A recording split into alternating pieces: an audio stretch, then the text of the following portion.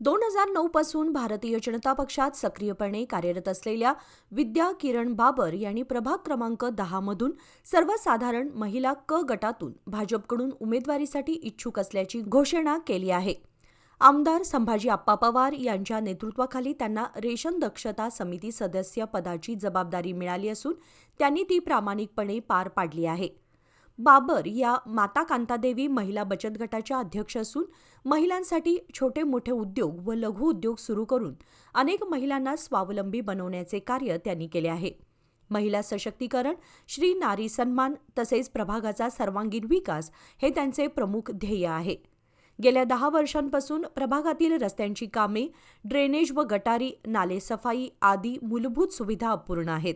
तसेच प्रभागात children park व बगीचांचा अभाव असल्याने नागरिकांना अडचणींचा सामना करावा लागत आहे.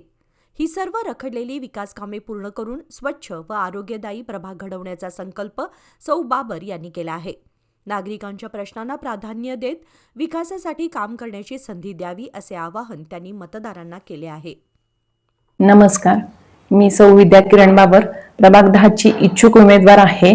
गेली 10 ते 15 वर्ष भाजप पक्षासाठी काम करते आणि करतही राहिली यापुढे.